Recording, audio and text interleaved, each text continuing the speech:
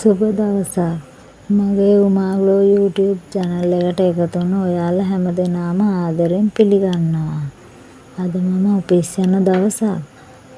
මට ඇහැරුණේ හොඳටම ප්‍රමාද වෙලා.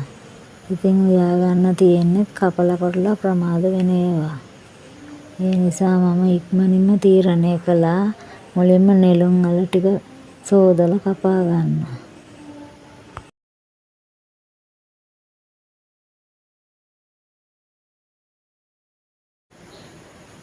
ඉන්පසු මම කළේ රයිස් කුකර් එකට හාල් ටික සෝදලා දාලා බත් එකට හරියන වතුර ප්‍රමාණය තියලා ස්විච් එක ඔන් කරන එකයි.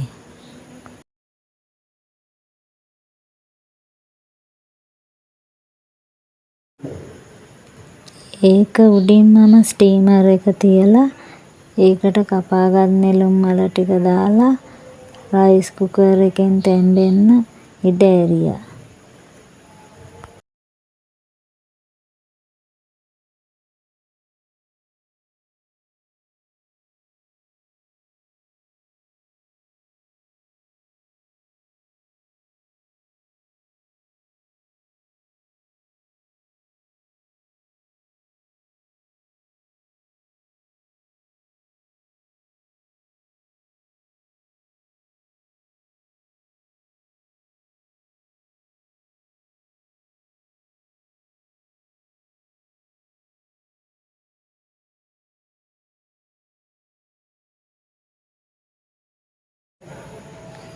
ඉක්මනින් පරිප්පු ටික සෝදලා දාලා සුදු ලූණු, රතු ලූණු, අමු මිරිස්, රම්පේ, කරපිංචා, මිරිස් කුඩු, කහ කුඩු, ලුණු දාලා ස්ටීමර් එක ඇරලා ඒ මත පරිප්පු තැම්බෙන්න ඉඩ ඇරියා.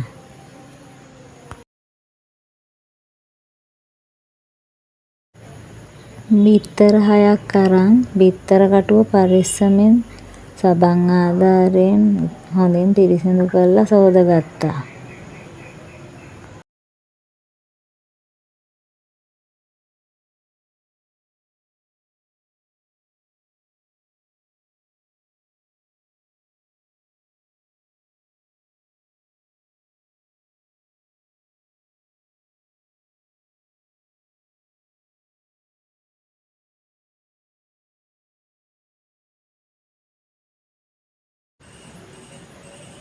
ආයෙත් ස්ටීමර් එක ඇරලා ඒ මත බිත්තර තබා වැසුවා.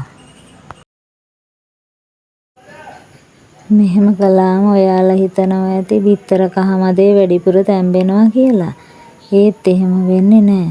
මොකද මම හැමදේම කරන්නේ උදේ නිසා පරිප්පු සෝදන වෙලාව, තුන පහ දාන වෙලාව එහෙම ගියාම කීප්පෝම් වැටෙන වෙලාවට ලං වෙනවා. ඊට පස්සේ මම වරන්දක් ලිපේ තියලා තෙල් ටිකක් දාලා රත් වෙන්න ඉඩ ඇරියා.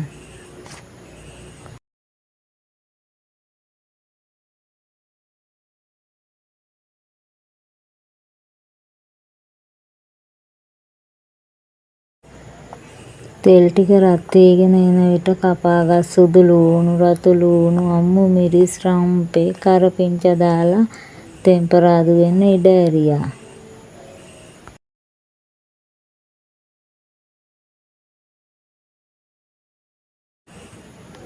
යන්තම් රන්වන් පාට වැටිගෙන එන විට කෑලි මිරිස් දාලා කලවම් කරගත්තා.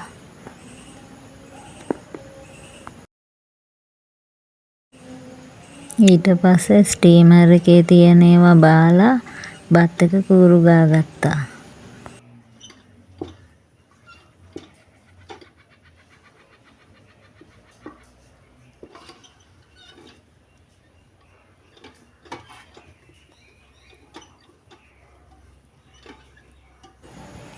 පරිප්පු, බිත්තර, නෙළුම් අල ගානට මේ වෙනකොට තැම්බිලා තිබුණේ. බිත්තර ටික අරන් කටු ගලවන්න ලේසි වෙන්න ඇල් වතුරට දැම්මා. පරිප්පු ටික අනිත් ලිපෙන් තියාගත්තා.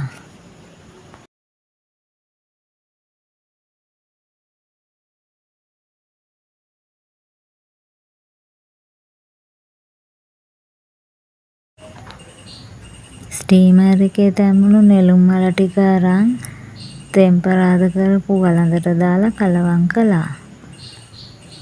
ඉන් පස්සේ පරිප්පු වලටයි නෙළුම් අල වලටයි පොල් කිරි ටිකක් දාලා හිඳෙන්න ඉඩ ඇරියා.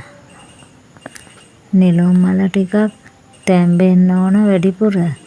ඒ හින්දා තමයි මුලින්ම හාල් දාන විටම ඒකත් දාන්නේ.